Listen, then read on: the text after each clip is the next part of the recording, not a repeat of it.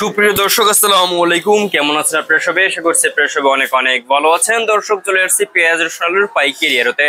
দর্শক, আজকের এই বাজারে কেমন রয়েছে পেঁয়াজ আলু রসুনের পাইকারি বাজার দরদাম, তা দর্শক আপনাদের আমরা সরাসরি ব্যবসায়ী বিদেশি তার কথা বলে জানবো যে আজকের বাজার দরদাম কত রয়েছে এই পেঁয়াজ আলু রসুনের পাইকারি বাজার দরদাম। তো আমরা এখন সরাসরি কথা বলবো দর্শক ব্যবসায়ী বিষয়তে। এবং আজ দর্শক 3 আগস্ট 2025 সাল রোজ দর্শক মানে যে বুধবার দর্শক। তো আজকের এই বাজারে কেমন রয়েছে পেঁয়াজ আলু রসুনের পাইকারি বাজার দরদাম, তা আমরা আপনাদের দর্শক সরাসরি ব্যবসায়ী বিষয়ে তার কথা বলে জানি আজকে বাজার দরদাম কত রয়েছে। আসসালামু আলাইকুম। ওয়ালাইকুম আসসালাম। ভাই কেমন আছেন?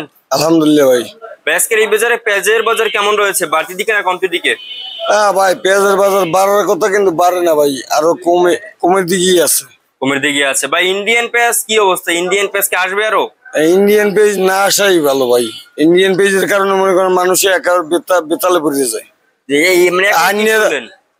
ইন্ডিয়ান আন্য ওই একই দামে বেচা লাগে ভাই, তাহলে ইন্ডিয়ান আনিয়ে লাভ কি? হলে বাংলাদেশের পেজে এখন প্রচুর পেজ আছে, জি এখনো 3 মাস চলবে আল্লাহর রহমতে পেজ।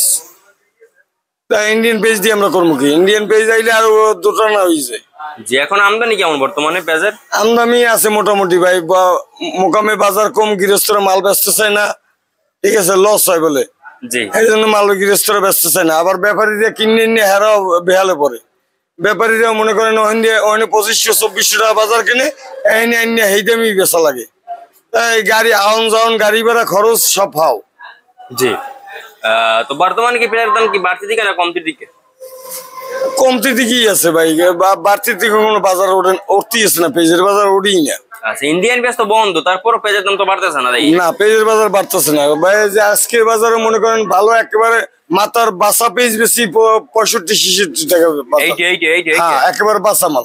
এটা বিক্রি হচ্ছে কত করে? 65-66। আমদানি হয় কেমন বর্তমানে এগুলো? ওইসব মাল কম আমদানি হয়, এগুলো হাত বাসাই না? হ্যাঁ, ওটা হাত বাসাই। আচ্ছা, আর এখানে যে দেখতে পাচ্ছি গড় মাল বেশি মনে করেন 62-63। 62-63 টাকা দরে বিক্রি হচ্ছে এই পেঁয়াজ গুলো। হ্যাঁ। আচ্ছা, তো এখন সামনে কি মনে হয়, সামনে কি আরো পেঁয়াজের দাম বাড়ার সম্ভাবনা আছে নাকি কমবে? কেমনে বাড়বে ভাই, খাওয়া তো না থাকলে কেমনে পারবে? বুঝা যায় কি, মানুষের হাতে টাকা পয়সাই নেই, খাওয়াই বন্ধ হয়ে গেছে।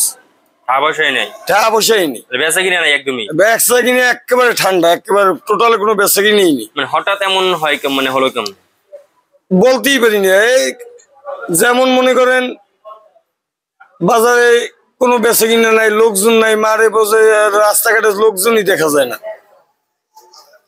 আগে নিয়ে মাল বেটা যদি না বেচতে পারে, তাই আমাদের মাল নিয়ে করবে কি? জি, তো আজকে এই আলুর বাজার কেমন রয়েছে? আলুর আলুর বাজার তো ভাই সরকার দিয়ে রেট দিয়েছিল 22 টাকা, এই হিসেবে আলু কিনছিলাম, আলুতে তো 22।